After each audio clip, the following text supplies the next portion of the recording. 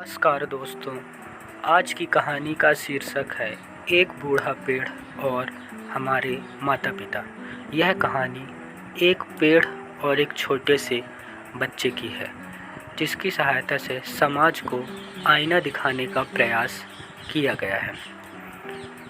एक बार की बात है, एक जंगल में सेब का एक बड़ा पेड़ था। एक बच्चा रोज उस पेड़ पर खेलने आया करता था।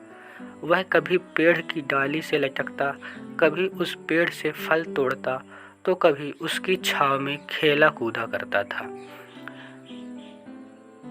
सेब का पेड़ भी अपनी शीतल छाया देता उस बच्चे से काफ़ी खुश रहता था। कई साल इस तरह बीत गए। समय के साथ साथ एक दिन बच्चा कहीं चला गया और फिर लौट के नहीं आया। पेड़ ने उसका काफ़ी इंतज़ार किया, बेचैन हुआ, पर वह नहीं आता था।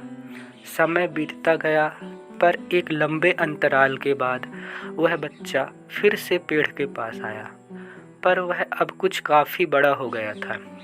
पेड़ उसे देखकर काफ़ी खुश हुआ और उसे अपने साथ खेलने के लिए कहा, पर बच्चा उदास होते हुए बोला, अब वह बड़ा हो गया है, अब वह उसके साथ नहीं खेल सकता। बच्चा बोला कि अब मुझे खिलौने से खेलना अच्छा लगता है, पर मेरे पास खिलौने खरीदने के लिए पैसे नहीं हैं। पेड़ बोला, उदास ना हो, तुम मेरे फल तोड़ लो और उन्हें बेचकर खिलौने खरीद लो। बच्चा खुशी खुशी फल तोड़ के ले गया, लेकिन वह फिर बहुत दिनों तक वापस नहीं आया। पेड़ बहुत दुखी हुआ।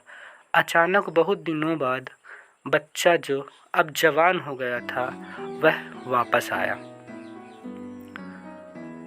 पेड़ बहुत खुश हुआ और उसे अपने साथ खेलने के लिए फिर से कहा, पर लड़के ने कहा कि वह पेड़ के साथ नहीं खेल सकता।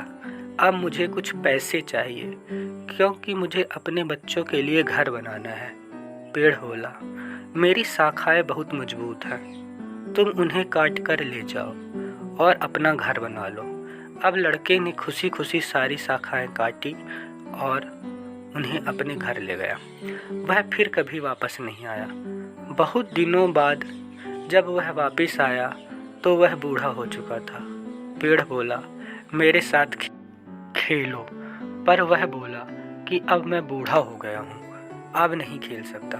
पेड़ उदास होते हुए बोला कि अब मेरे पास ना फल है और ना ही लकड़ी, मैं तुम्हें अब कुछ नहीं दे सकता। बूढ़ा बोला कि अब उसे कोई सहायता नहीं चाहिए, बस एक जगह चाहिए जहां वह बाकी जिंदगी आराम से गुजार सके। पेड़ ने उसे अपनी जड़ में पनाह दे दी और बूढ़ा हमेशा वहीं रहने लगा। दोस्तों, इसी पेड़ की तरह हमारे माता पिता भी होते हैं। जब हम छोटे होते हैं तो उनके साथ खेलकर बड़े होते हैं और बड़े होकर उन्हें छोड़कर चले जाते हैं, और तभी वापस आते हैं जब हमें उनकी कोई ज़रूरत होती है। धीरे धीरे ऐसे ही जीवन बीत जाता है। दोस्तों, यह कहानी एक बूढ़ा पेड़ और हमारे माता पिता आज के समाज को आईना दिखाने वाली है। एक तरफ हम मदर्स डे, फादर्स डे मनाते हैं, वहीं दूसरी ओर भारत में वृद्धा आश्रम की संख्या बढ़ती जा रही है।